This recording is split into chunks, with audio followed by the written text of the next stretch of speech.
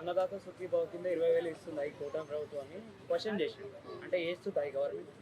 మీకు తెలిసి ఎంతమంది అన్న విషయం చెప్పాలంటే ఈ ప్రభుత్వం వచ్చిన కాడి నుంచి అసలు ఆటో డబ్బులు తప్ప ఇంతవరకు ఏ డబ్బులు పడలేదు. ఏపీ ప్రజలు ఇప్పుడు సపోజ్ నేనే కాదు, ఏపీ ప్రజల దగ్గరికి వెళ్ళి ఎవరినైనా అడిగినా సరే వాళ్ళే చెప్తారు. ఇప్పుడు డబ్బులు వేసినోడికి తిన్నోడికి తెలుస్తుంది కదా, ఎవడు అబద్ధం చెప్పుకోడు. ఎందుకంటే ఏ ప్రభుత్వం ఎట్లా చేస్తుందో ఏం చేస్తుందో జనాలకు తెలుసు. కాబట్టి ఒక్కసారి ఏపీ వెళ్ళి మనం తెలంగాణలో ఉండి వరుతాం తప్ప ఏ ఉపయోగం ఉండదు. నిజం చెప్తున్నాగా, ఒకసారి ఏపీ వెళ్ళి మీకు ప్రభుత్వం నుండి ఏమన్నా వస్తుందా లేదా, పవన్ కళ్యాణ్ వేస్తున్నాడా చంద్రబాబు వేస్తున్నాడా ఒకసారి అడిగితే తెలుస్తుంది. మనం ఈ సంవత్సరంలోనే 300లకు పైగా రైతు ఆత్మహత్యలు జరిగినాయని చెప్పి జగన్మోహన్ రెడ్డి గారు ఎవిడెన్స్ అది నిజమేనా? ఎంతవరకు నిజం? ఒక విషయం చెప్పాలంటే మా జగన్ అన్న ఏది ప్రూఫ్ లేకుండా ఏది మాట్లాడటం 100%. ఎందుకంటే జనాలకి అన్యాయం జరుగుతుంది కాబట్టి ఇంతగానంగా ప్రెస్ మీట్ పెట్టి ఇది జరగలేదు, ఇది ఇచ్చిన హామీల కన్నా ఇంతవరకు నెరవేరలేదని చెప్పి ప్రశ్న అడగడం తప్పేం కాదు కదా.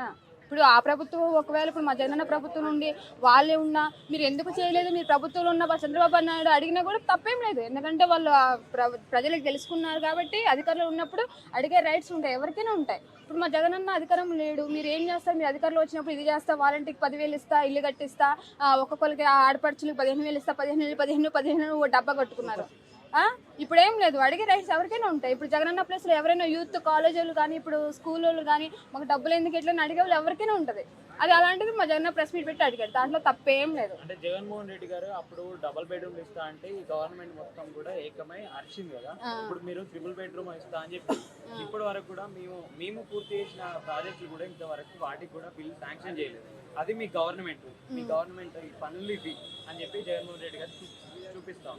అంటే ఇప్పటి వరకు రాలేదు ఒక్కరికి కూడా ట్రిపుల్ బెడ్రూమా? ఉన్నోడి దిక్కులకే వాళ్ళు 10,000 లేక డబ్బులు లేక వస్తున్నారు. మళ్ళీ ట్రిపుల్ బెడ్రూమ్లు అంట యాడ తీసుకొస్తారన్న ట్రిపుల్ బెడ్రూమ్లు? ఉన్న బెడ్రూమ్లు కట్టడానికి ఉన్న ఇళ్ళకి ఉన్న హామీలు ఇవ్వడానికి చాలా మంది ఇబ్బంది పడుతున్నారు. మళ్ళీ ట్రిపుల్ బెడ్రూమ్లు అంట. ఎందుకన్నా అది చేస్తాం ఇది చేస్తాం. అధికారంలో వచ్చేంత ముందు ఒక సొల్లు అంతా చెప్తారు, అధికారంలో వచ్చాక పోయి నీతో నాకు అవసరం ఏంటో చెప్తారు. మళ్ళీ ఓట్లు ఉన్నప్పుడు రామయ్య మీకు అది చేస్తాం, మీకు 15,000 20,000 కడుపుతూ ఉన్నారా, ఇల్లు కట్టిస్తారా, పిల్లలు ఎంతమంది పిల్లలు ఉన్నారు, ముగ్గురు కలండి నలుగురు కలండి చెప్తారు. ఏం ఉండదు. నేను చెప్తున్నాగా, మళ్ళీ ఒకరికి ముగ్గురు ఉన్నారు.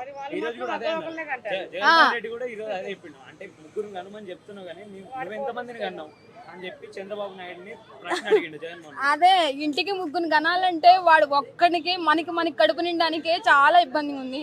ముగ్గురి గణాలంటే వాడు స్కూల్ ఫీజులు ఏంటి, వాడి బ్యాగులు ఏంటి, తిండి ఏంటి, వాడి రూమ్ రెంట్లు ఏంటి, వాము చెప్పేది కనుకన్నా కొంచెమైనా ఉండాలి నిజంగా.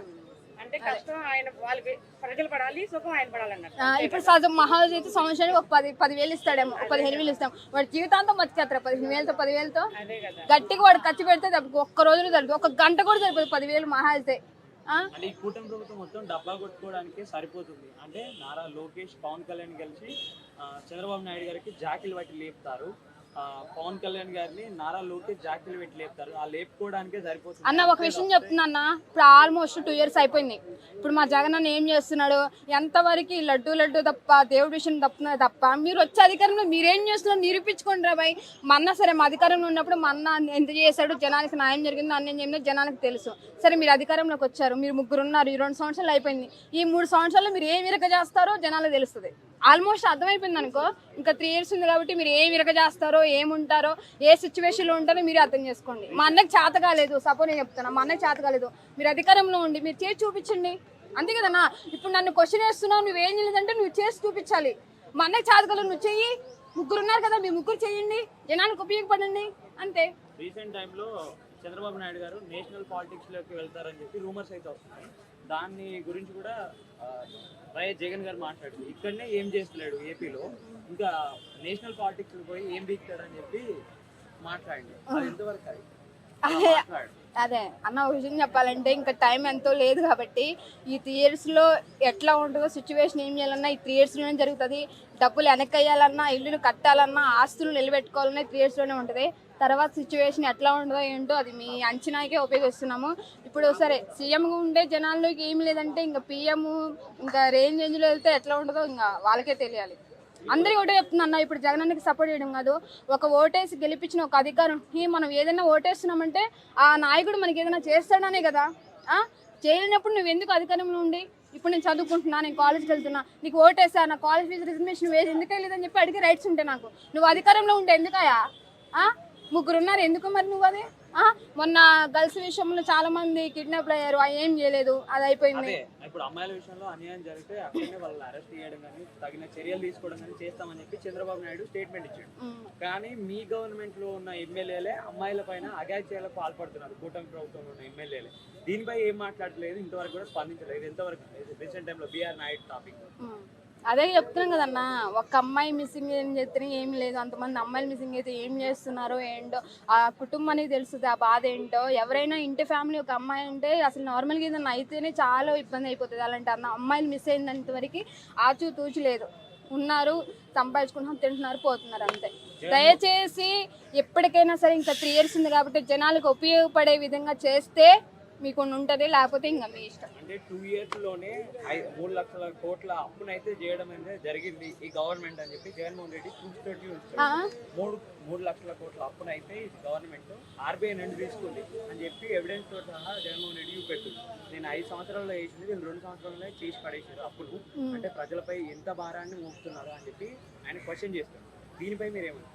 ఇప్పుడు మొన్న ఆడవాళ్ళకి ఫ్రీ బస్ అని చెప్పి అన్నాడు, చేశాడు. మగవాళ్ళకి టికెట్ రేట్లు పెంచాడు. గ్యాస్ బండ్లు అన్నారు, ఏ గ్యాస్ బండ్లు లేవు. ఇల్లు అన్నారు, ఏ ఇల్లు లేవు. 15,000కి ఆడవాళ్ళకి 15,000 అని చెప్పారు, అది దిక్కు లేదు, ఏం లే అన్న. బస్సు అంతే, ఏం లేదు. మా అన్న ఒక విషయం చెప్పాలంటే అన్న, మా అన్న వచ్చిన పాపం 5 సంవత్సరాలు 2 సంవత్సరాలు కరోనా ఉంటే ఇంటికి వచ్చి నాదులు లేడు. ఒక విషయం చెప్తున్నా, మా జగన్ ఏం చేయలేదు అని చెప్పి అన్నారు. కరోనా టైం వీళ్ళందరూ ఏమైపోయారు రా బాయ్? కరోనా టైంలో ఎవడైనా పెట్టాడా, ఎవడైనా ఇచ్చాడా, అసలు కెమెరా ముందుకు వచ్చాడా, ఎవడన్నా మాట్లాడా? ఎంతవరకు పైనుడి తిరుగుతుంటారు, ఊరికే పైన చూస్తున్నారు కింద జరుగుతుందని. ఏం లేదు, పైనుడి చూడటం ఏం లేదు. బాగానే ఉంది, పచ్చగా ఉన్నాయా, నల్లగా ఉన్నాయా, ఏం లేదు. దయచేసి ఒకటే చెప్తున్నా, ఒకడి మీద ఏలెత్తి చూపేటప్పుడు మనం ఏం చేస్తాం రా, జనాలకు ఎంత ఉపయోగపడమని చూడాలంతే.